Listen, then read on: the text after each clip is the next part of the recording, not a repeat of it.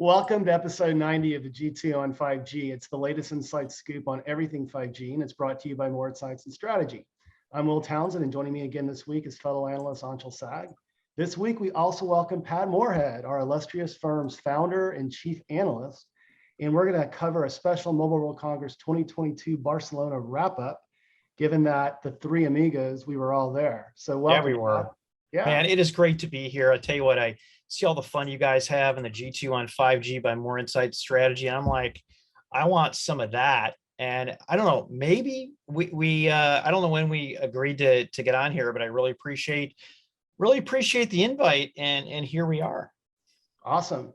Well, I'm going to get started, and then Pat, I'm going to hand it over to you. But obviously, I cover infrastructure and security for the firm. And so I did publish a Forbes article this week. It was my wrap up. It was quite lengthy, about a 10-minute read, but it was action packed. And from the show, I came away with three themes. And, one was obviously private 5G as a service.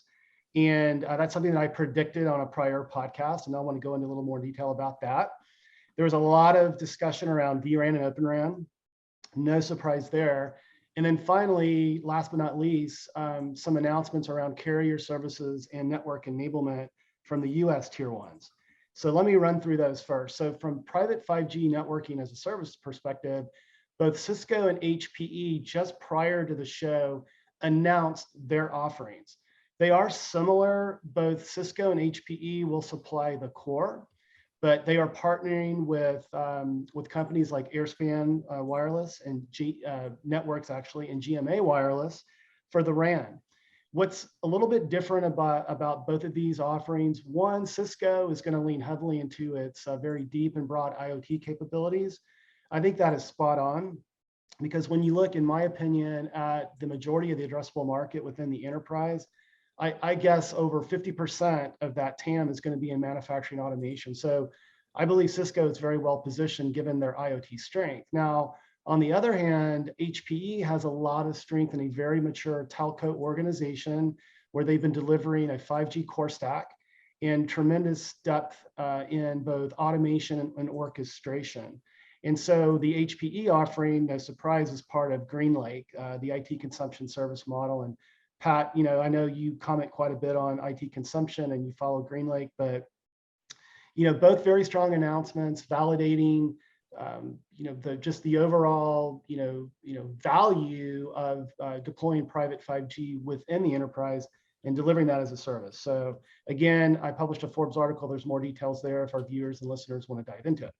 The second area was around vRAN and Open RAN. And so there were a number of announcements. I follow Samsung Networks quite closely. From my perspective, among its incumbent competitors, like in the Ericssons and the Nokias of the world, Samsung has really taken a leadership position in vRAN.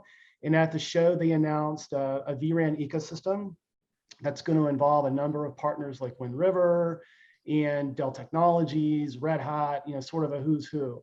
And from my perspective, just really reinforces their leadership in leading the vRAN charge. Marvell and Dell had an announcement as well, where Dell actually collaborated with Marvell to develop an Open RAN accelerator card. And I think this is a great step for Dell because they've had one toe in the telco space, but about a year and a half ago, they reorganized, they reduced some layers of management. Dennis Hoffman is leading that organization. And this is really a proof point to what I deem a purpose-built telco piece of hardware. So I think it's good for Dell, and I think for them to be able to be competitive with HPE and Lenovo and others, they'll continue to have to focus on that sort of thing. Qualcomm also, and I know, Pat, you're going to talk about Qualcomm, but they announced their X100 5G RAN accelerator card.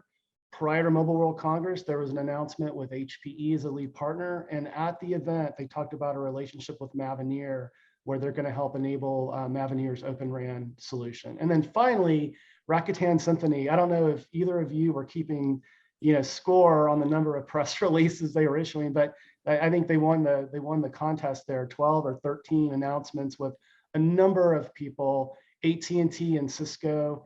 And I've been somewhat suspect of their ability to be competitive in this space because it is born out of Rakuten Japan's stumbles within Open RAN. but certainly all of the announcements at Mobile World Congress, in my mind, really validated market acceptance for, for Rakuten Symphony and that platform. And then finally, talking about carrier services, prior to the event, AT&T announced its private 5G edge solution. No surprise, they're partnered with Microsoft Azure. They announced earlier in the year or late last year, moving AT&T's 5G core to Azure. And so this was an expected, kind of next step in development.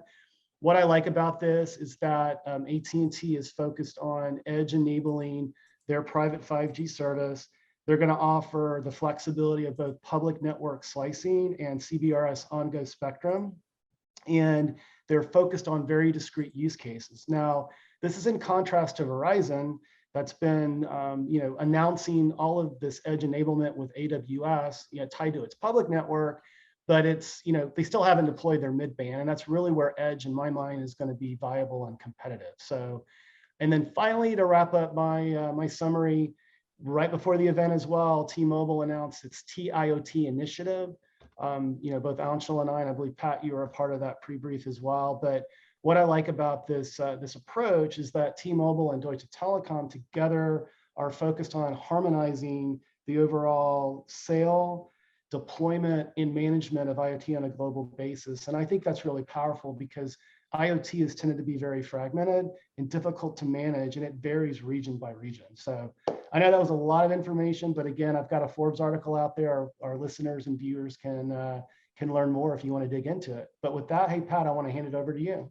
Yeah. So am I allowed to boomerang on, Yes, on what you, okay. So first of all, private 5G, I didn't hear anybody talking about that it wasn't going to happen because it is. And as you talked about Cisco and HPE, and then you've got the carrier enablement here, the only question was how big it is. In fact, you and I were in a meeting where that discussion came out. I know that, but to me, it's a little bit of an inevitability, particularly when you say, hey, I can support 5G throughout, let's say, my warehouse, or I could do 5G, Wi-Fi, Bluetooth, and have all these signals colliding with each other. So it makes sense. The other thing is from a privacy standpoint, there are some auto companies in Germany that quite frankly don't want their data sitting on a certain carrier equipment maker's gear. right. Yeah. And they shall be unknown here. On the Open RAN stuff, and this is one of my high-level takeaways related to this. This thing's real. It's happening. Yeah. Right. It's not this landslide that's happening that RAN's going to go away immediately. But I'd be surprised come 6G how much standard RAN there will be. And Open RAN. I mean, what an expected cast of characters here. HPE and Dell. Right. Yeah. Mm-hmm. Who, Dell, first and foremost, they have a supply chain for anything, including Samsung TVs, I might add. Right. And, HP is, that's kind of a little joke here, but no, in all reality, HP and Dell are the companies you would expect on one angle, and then Cisco on the other is just a kind of a natural for this. But so some other stuff that came out. I mean, you hit it, Will. I mean, RAN transformation is accelerating, right? For years, we looked at the core network and we went from proprietary switched to virtualization, and then now we're going from virtualization to cloudification using containers and things like that. And voila, the carriers are at the same point as a modern cloud infrastructure, and that's just where they have to be to compete.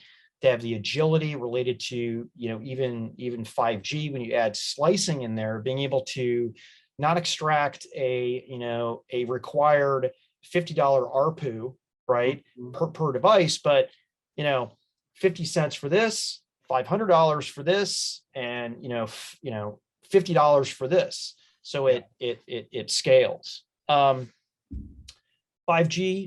reality is inching toward the hype. Listen, we're 3 years in, and we're getting closer. By the way, 5G, and keep me honest on this, guys, is going faster than 4G. particularly on the device side. Yeah. And on the network side, I don't think, I would like to see more people out there with millimeter wave. The fact that, you could align yourself with, a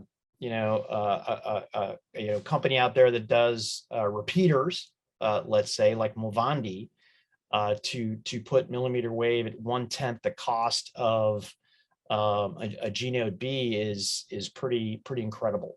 Yeah. Managing edge, right? The only way edge works is if you can manage it like you're managing something that's holistic and close. And AI and automation were some key things that I saw in how carriers are going to more effectively manage the edge out there. Wi-Fi 7, a reality. I mean, just as we're took a huge bite of Wi-Fi 6. Here we are with Wi-Fi 7. Anshel, I know you are all over this. So those are the big hitters that I saw. Guys, did I miss any there? No. I mean, you nailed it. I think just one final comment I'll make, Pat, on you're talking about the cloudification. This is really going to provide operators great agility, the ability to be able to stand up networks faster. I agree with you. When we look at the deployment of 5G, it's on an accelerated path relative to LTE.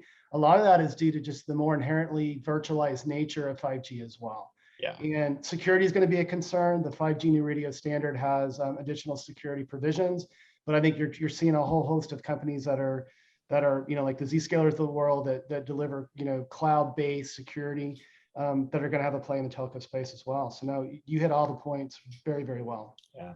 So swinging around on devices, you may have noticed Apple had an event here, iPhone SE, a low price iPad, a monster dual die connected with TSV for an M1 Ultra.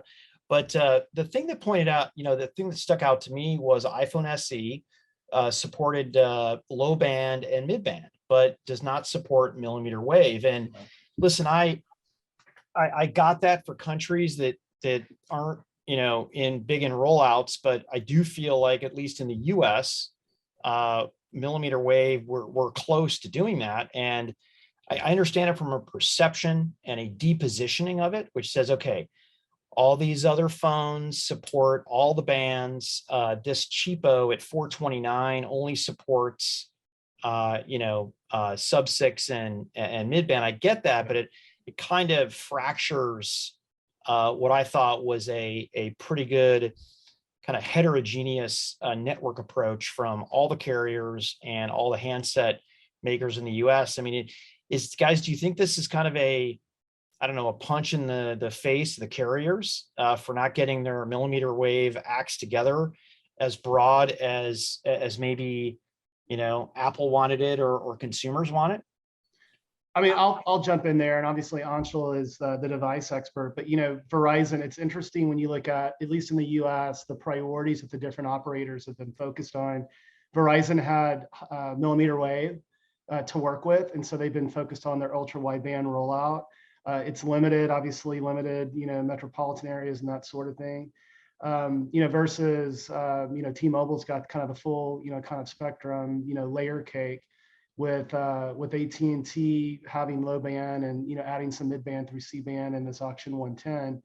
But I don't know. I'd love to get Anshel's perspective on this. But is it sort of a way to provide some separation from a mid-range phone and a premium phone? A premium phone having millimeter wave capability. What do you think, Anshel? So I really think this is more of a function of cost more than anything, because they're reusing an old chassis. And there's just not much room to put millimeter wave antennas. Plus, then you have to consider the cost of new antennas. So when you think about all these factors, it makes that cost profile of that device much less attractive. And they're able to still claim that it has 5G. So that way they're able to convince and entice users to upgrade to this new iPhone SE. Because you also have to consider that the type of user that wants to buy this device isn't always looking for the latest in technology and maybe not always the latest and greatest, but they still want to have something that's relatively competitive with what else is out there. And my understanding is this is a 2x2, so this is also going to be less throughput than most other devices in its price class. So you're also paying maybe a little bit more for less 5G performance, but you are getting an A15 Bionic, which is obviously Apple's fastest. So you're kind of compromising there, but we'll see what the actual, ground performance looks like. But, this thing won't be remotely as fast as most other 5G devices out there today. Yeah. And Anshel, I have to ask you, where in the heck is this Apple modem? 2.5 years ago, Apple bought a fully functioning Intel modem, 5G modem. And listen, the issue with Apple's modem was not on low band or mid band. It was on millimeter wave. Okay. So wait a second. I would have totally expected this SE to be an Apple modem, or put the Apple modem on the low end new iPad that doesn't have voice. So you're not, doinking around with VoLTE or something like that. Well, it's a good question. And I had a suspicion and a thought that it might be, or it could be. So we might not don't know yet. There is no definitive Interesting. answer to what modem is in there. So this could be the first, this could possibly be the first Apple modem, which would explain the lack of millimeter wave. But we don't know. So I think at this point, we're going to have to wait until the device starts shipping in people's hands and they can start tearing it down. I think, having a Snapdragon X60 in here would be very expensive and make it difficult to hit that $429 price point, which might explain the other lacking features of this device. So it's kind of up in the air. I'd be very curious to see if it is Apple Silicon. I feel like they would have talked about it more if it was. Yeah. But we'll see, because there's not that many 5G modem vendors out there in the world, so they don't have very many choices. Mm-hmm. Excellent. Yeah. So the last thing I wanted to talk about was Qualcomm from a 5G leadership standpoint. Actually, the three of us were additive to that 5G kind of end-to-end. I think it was a 5 or 6 part series. Will, you did some of it. Anshel, you did some of it. I did some of it. And I guess, kudos to the team here. Will, you had picked, T-Mobile to be a leader in 5G. What? I did. Yeah. And everyone doubted us. Anshel and I, almost every other industry analyst doubted he and I, and at the end of the day, we were right. Yeah. So and Anshel, you picked Qualcomm to be, the 5G leader, which, by the way, wasn't a shoo-in because the Apple Intel thing hadn't dropped. We hadn't seen a lot of proof of Qualcomm's RF, but here we are. I feel like Qualcomm is running up the score, and let me actually shift back. So, right in between Steve Mollenkopf, prior CEO in his regime, he when he transferred then over to CEO Cristiano Amon, said, "Hey, we're going to diversify, right? We're going to still continue to lead in 5G modems, but we're going to lead in RF. We're going to lead in IoT. We're going to lead in automotive." And I think some people are like, "Oh, okay, this means you're not going to be competitive with 5G modems anymore, right?" Mm-hmm. People have their doubts. Well, at least based, from talking to you guys, and I know Anshel, you're going to go into some of the details on this. I believe the X70 is paying off on this. And I think, if nothing else, puts Cristiano, in a good light, and the company in a light, in that for about, I don't know, if you go back about 8 years ago, investors were questioning, could Qualcomm deliver on their promises, right? And we saw, I would say it's like 3 years ago. And particularly around diversification, like what do you do? It used to be this awesome thing to be affiliated with smartphones. Guess what? If you're affiliated with smartphones, you actually have a discount, particularly if you look across a lot of the different semiconductor makers. So I view this as yet another promise. The other thing that they said is they would lead in premium Android. And I think at least from a looking at the SKUs that are coming out in premium Android, they're also delivering on that promise too. So with that, I'm going to push it over to you, Anshel, to keep all of us, I don't know, accurate on these things, or call me on anything. I'm open to it. So my summary of MWC is a little bit more device centric, which obviously makes sense because I'm the device guy. And obviously, I'm also going to talk about some of the chipsets that were announced. And no surprise, this was a big show for Qualcomm.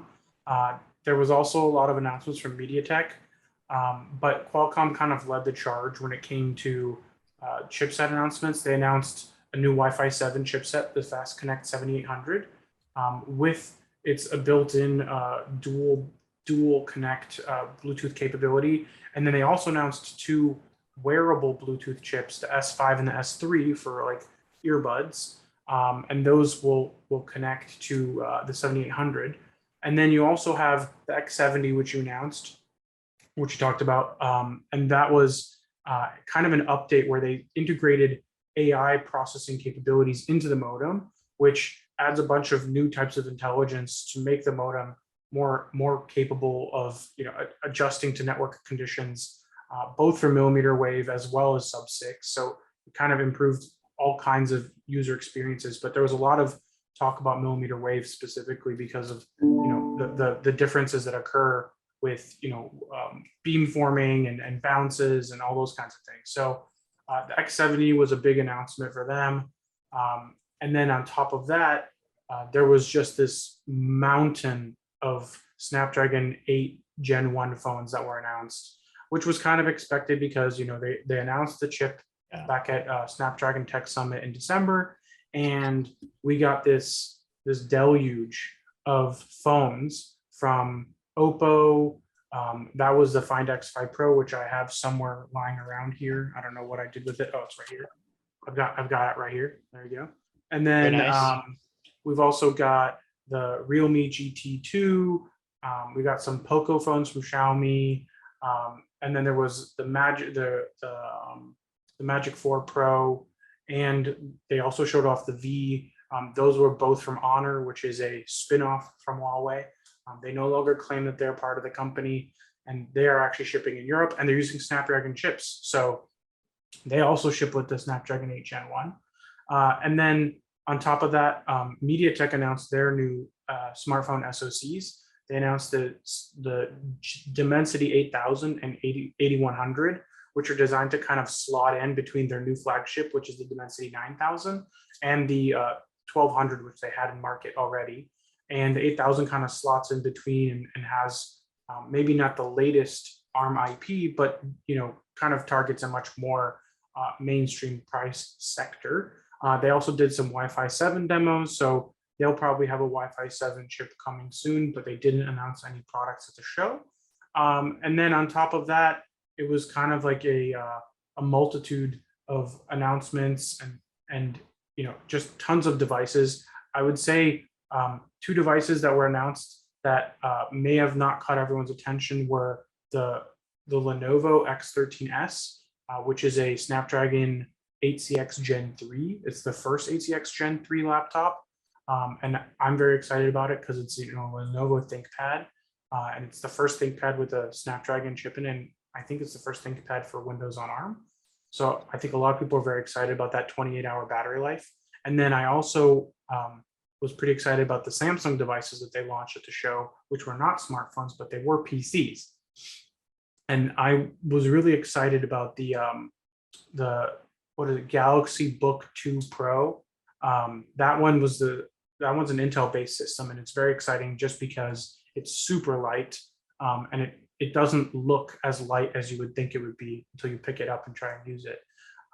But that, as far as devices and chipsets go, then there were a ton of XR announcements. Some of them were 5G related, some weren't. I got to try Holoride finally, and that was with the new HTC Flow headset, where they actually connect the headset to the car, and you have a VR experience in the car as the car's driving around. in a virtual reality experience that matches the movement of the vehicle, because Holoride is working with automotive manufacturers to connect your headset with the car so that they can start to offer services like, different types of games and entertainment, so that you aren't just, sitting in your car staring out the window or getting motion sickness staring at your phone. So that was a really cool demo. I hadn't had a chance to do that yet. There were some others like WorldXR, which is like a little mini version of the world that you can have in a Quest headset. Qualcomm also announced a partnership or deepened partnership with Bytedance, which is the parent company of TikTok and Pico. So we're going to see more involvement there where Qualcomm works more closely with them. They also Qualcomm announced a partnership at CES with Microsoft along a similar vein. So we're seeing Qualcomm deepen their XR partnerships with some of the biggest tech companies in the world. And then HP announced a XR platform for managing enterprise VR headsets called Extend XR. And they were kind of showing that off at the show, as well as, giving people demos of their VR headset using this platform. So it was a very busy show in terms of devices and XR and chipsets. It felt like a regular MWC for me, maybe a little bit lighter than usual, which honestly, I think the crowd was just about right in terms of the amount of people. I agree. Yeah, I think the GSMA said that at the end of the day it was 61,000 people. So I thought the same thing. I mean, both you and Pat have talked about Qualcomm. I want to mention just one thing from an infrastructure perspective. I'm impressed with how they have been focused on moving up into infrastructure, starting with small cells. They've been doing that a year and a half plus. And at this event, I mentioned the accelerator card. They're getting more and more, entrenched into the infrastructure space, and where they can really play is, in that disaggregated RAN. So I just wanted to, sort of punctuate what both you and Pat have been saying about Qualcomm, but it just seems like they're firing on all cylinders, and and arguably, they're really driving, the ecosystem from a silicon perspective, as well as Marvell. I spoke to Marvell and the Dell relationship as well, but Qualcomm continues to impress. Yeah, so let me ask you, Anshel, there was a lot of device stuff and chip stuff out there. Were there any macro things you walked away with, particularly on the devices, something that's different? Are we reaching kind of peak smartphone here at some point of view, and the smartphone makers are going to have to come up with something different? I mean, I love my my S22 Ultra. The one feature I can say that it takes advantage of is better night vision. Now I don't think that's a reason for somebody to upgrade from S21 Ultra, but maybe to go from an S20 or something like that. Maybe you've been waiting around for Note. Just curious, broad spectrum. Have you seen anything demonstrably different aside from bigger, better, faster across the spectrum of smartphones the last 2 months? Yeah, I would say what we're seeing is I think the best company to watch in terms of what the market trend will be is Samsung. I think this S22 Ultra is a really good demonstration of that, because they've gone and taken their Note series and folded it into the S series, and all of their brick phones are now going to be in the S series. There will be no more Notes, I believe. And I think they're going to do this dual launch where you get this in the spring and then you get a foldable in the fall. And I think the foldables are going to be the new premium tier. You saw it from Honor. TCL showed a ton of foldable demos at the show, no products, but they're also working on them. I was able to finally play with the Oppo Find N, which also launched fairly recently. That's a different foldable. It's much smaller, but it folds into a very compact form factor. So I think you're going to actually see tons more innovation in the foldable space with different form factors satisfying different types of users. And I think you're going to see, maybe a bigger device where it goes from a tablet into a PC, which was kind of being rumored by Apple. That might happen with Apple. So I think foldables are going to be where innovation happens. Smart answer. And I think innovation within foldables, because right now, this is the latest and greatest foldable, right? It's thick. But it's thick, right? And on top of that, it doesn't have remotely as good of a camera array. So I think there's still lots of room for improvement in foldables, and I think foldables is going to be where all the innovation happens moving forward. That said, it's, you know, the lack of periscopes on other phones really makes me not want to use them because I'm so used to having the crazy zoom that this phone has. Yes. Yes. No, that's good. I appreciate that. And I don't know if I just broke the rules of the G2 on 5G, but there are no rules. There are. We have That's no good. rules. No, We that's have no good. rules. But it's been a great conversation, guys. Pat, thanks for joining. Your insights are always spot on. Anshel, why don't you take us home? Absolutely. We hope our viewers and listeners found this week's topics interesting. If anyone out there would like to reach out and provide insights on a specific 5G topic for a future podcast, please reach out to us on social media. Pat is at Patrick Moorhead, Will is at Will and Tech, and I'm at Anshel Saad. We hope you have a great weekend, and please tune again next week.